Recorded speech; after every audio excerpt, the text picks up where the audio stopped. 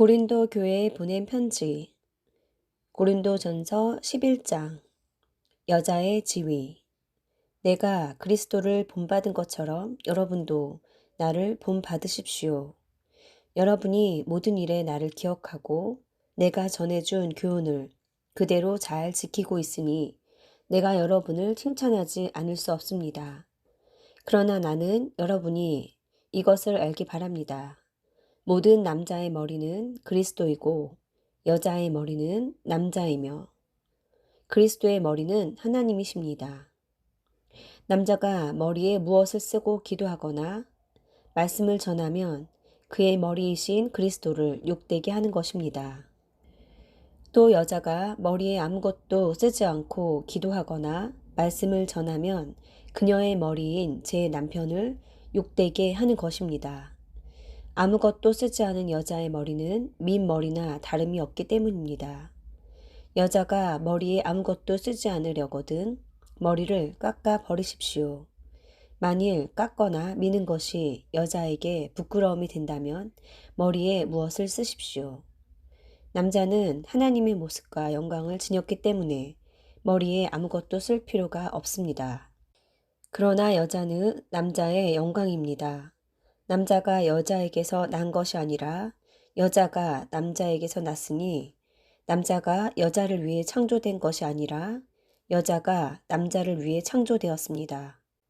그러므로 여자는 천사들 때문에 남자의 권세 아래 있다는 표로 머리에 수건을 써야 합니다. 그러나 주님 안에서는 남자 없이 여자가 있을 수 없고 여자 없이 남자도 있을 수 없습니다. 그것은 여자가 남자에게서 창조된 것과 같이 남자도 여자를 통하여 태어났기 때문입니다. 그리고 모든 것은 하나님에게서 왔습니다. 여자가 머리에 아무것도 쓰지 않고 하나님께 기도하는 것이 옳은 일인지 여러분은 스스로 판단해 보십시오. 만일 남자가 긴 머리를 하고 다니면 그것이 자기에게 수치가 된다는 것을 본성이 가르치지 않습니까? 그러나 여자의 긴 머리는 자기에게 자랑이 됩니다. 그것은 여자의 긴 머리가 쓰는 것을 대신하기 때문입니다. 비록 어떤 사람이 이 일에 대하여 문제를 삼는다 하여도 우리에게와 하나님의 교회에는 여자가 머리에 아무것도 쓰지 않고 기도하거나 말씀을 전하는 그런 관습이 없습니다. 성찬에 대한 문제. 다음의 지시사항에 대해서는 내가 여러분에게 칭찬할 것이 없습니다. 여러분의 모임이 유익이 되지 못하고 오히려 해가 되기 때문입니다. 우선 나는 여러분이 모이는 교회 안에 분열이 있다는 말을 듣고 있는데 어느 정도 그것이 사실임을 나는 믿습니다. 여러분 가운데 그런 당파가 있게 될 때에는 하나님의 인정을 받는 사람이 반드시 드러나기 마련입니다. 그러므로 여러분이 함께 모여서 먹는 그것은 진정한 성찬이라고 할 수 없습니다. 여러분이 가져온 음식을 나눠 먹지 않고 각자 자기 것을 먼저 먹어 버림으로 어떤 사람은 배가 고프고 어떤 사람은 추하기 때문입니다. 여러분에게 먹고 마실 집이 없습니까? 어째서 여러분은 하나님의 교회를 업신여기고 가난한 사람들을 부끄럽게 합니까? 내가 여러분에게 무슨 말을 하겠습니까? 여러분을 칭찬하리라고 생각하십니까? 아닙니다. 나로서는 여러분을 칭찬할 수가 없습니다. 내가 여러분에게 전한 것은 주님에게 받은 것입니다. 주 예수님은 팔리시던 날 밤에 빵을 들어 감사 기도를 드리고 떼어서 제자들에게 주시며 이것은 너희를 위한 내 몸이다. 너희는 이것을 행하여 나를 기념하라 하시고 또 저녁을 잡수신 후에 마찬가지로 잔을 들어 이 잔은 내 피로 세우는 새 계약이다. 이것을 행하여 마실 때마다 나를 기념하라 하셨습니다. 여러분은 이 빵을 먹고 이 잔을 마실 때마다 주님의 죽으심을 그분이 오실 때까지 전하십시오. 그러므로 누구든지 함부로 주님의 빵을 먹고 잔을 마시면 그분의 몸과 피에 대하여 죄를 짓게 되는 것입니다. 따라서 여러분은 자신을 살핀 후에 그 빵을 먹고 그 잔을 마셔야 합니다. 주님의 몸을 분별하지 못하고 먹고 마시는 사람은 자기가 받을 심판을 스스로 불러들이는 것입니다. 그래서 여러분 가운데는 약한 사람과 병든 사람이 많고 이미 죽은 사람도 많이 있습니다. 우리가 성천에 참여하기 전에 먼저 자신을 살피면 심판을 받지 않을 것입니다. 그러나 우리가 주님께 심판을 받는 것은 세상과 함께 유죄 판결을 받지 않기 위해 징계를 받는 것입니다. 형제 여러분, 그러므로 여러분은 성찬을 위해 모일 때 서로 기다리십시오. 누구든지 배가 고픈 사람은 집에서 먹도록 하십시오. 이것은 여러분의 모임이 하나님의 심판을 받지 않기 위해서입니다. 그 밖의 문제에 대해서는 내가 그곳에 가서 말하겠습니다.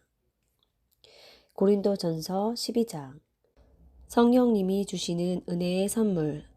형제 여러분, 나는 여러분이 영적인 선물에 대하여 모르는 것을 원치 않습니다. 여러분이 더 잘 알겠지만 여러분이 이방인이었을 때는 말 못하는 우상에게 이리저리 끌려다녔습니다. 그러므로 내가 여러분에게 말합니다. 하나님의 영으로 말하는 사람은 예수님을 저주하지 않습니다. 그리고 성령님의 도움 없이는 아무도 예수님을 주님이라고 말할 수 없습니다. 은혜의 선물은 여러 가지가 있지만 성령님은 한 분이시며 섬기는 일은 여러 가지가 있지만 주님도 한 분이십니다. 그리고 해야 할 일은 여러 가지가 있지만 모든 사람 안에서 일하시는 하나님은 한 분이십니다. 각 사람에게 성령님이 계시는 증거를 주시는 것은 모든 사람의 유익을 위해서입니다. 어떤 사람에게는 성령님이 지혜의 말씀을 주시고 어떤 사람에게는 같은 성령님이 지식의 말씀을, 어떤 사람에게는 믿음을, 어떤 사람에게는 병 고치는 능력을, 어떤 사람에게는 기적 행하는 능력을, 어떤 사람에게는 예언하는 능력을, 어떤 사람에게는 영들을 분별하는 능력을, 어떤 사람들에게는 여러 가지 방언하는 능력을, 어떤 사람에게는 방언을 통역하는 능력을 주십니다. 이 모든 것은 같은 한 성령님이 하시는 일입니다. 성령님은 자기가 원하시는 대로 각 사람에게 이런 은혜의 선물을 나누어 주십니다. 한 몸과 많은 지체. 몸은 하나이지만 많은 지체가 있고 몸의 지체가 많아도 그것이 다 한 몸인 것 같이 그리스도도 그와 같습니다. 우리는 유대인이든 이방인이든 종이든 자유인이든 모두 한 성령님으로 세례를 받아 한 몸이 되었고 한 성령님을 모시고 있습니다. 몸은 한 지체로 되어 있는 것이 아니라 많은 지체로 되어 있습니다. 만일 발이 나는 손이 아니므로 몸에 속한 것이 아니다 라고 말한다 해서 몸에 속하지 않은 것이 아닙니다. 또 귀가 나는 눈이 아니므로 몸에 속한 것이 아닙니다 라고 말한다 해서 몸에 속하지 않은 것이 아닙니다. 만일 온 몸이 다 눈이라면 어떻게 들으며 온 몸이 다 귀라면 어떻게 냄새를 맡겠습니까? 그러나 하나님은 자기가 원하시는 대로 한 몸에 여러 가지 다른 지체를 두셨습니다. 만일 모두 한 지체뿐이라면 몸은 어디입니까? 그래서 지체는 많아도 몸은 하나입니다. 그러므로 눈이 손에게 너는 내게 필요 없다고 하거나 머리가 발에게 너는 내게 필요 없다고 할 수 없습니다.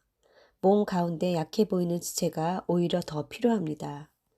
우리는 몸 가운데서 별로 중요하게 생각하지 않는 부분을 더욱 중요하게 여기고 또 별로 아름답지 못한 부분을 더욱 아름답게 꾸밉니다.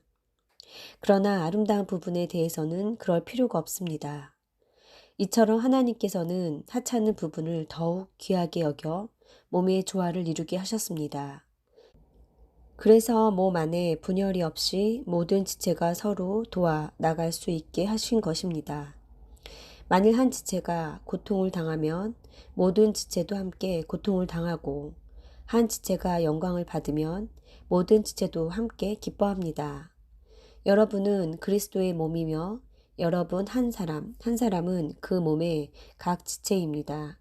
그리고 하나님은 교회 안에 이런 지체들을 세우셨는데 첫째는 사도요, 둘째는 예언자이며 셋째는 교사요, 그 다음은 기적을 행하는 사람, 다음은 병 고치는 사람, 남을 돕는 사람, 다스리는 사람, 방언을 하는 사람들입니다. 모든 사람이 다 사도나 예언자나 교사나 기적을 베푸는 사람은 될 수 없지 않겠습니까?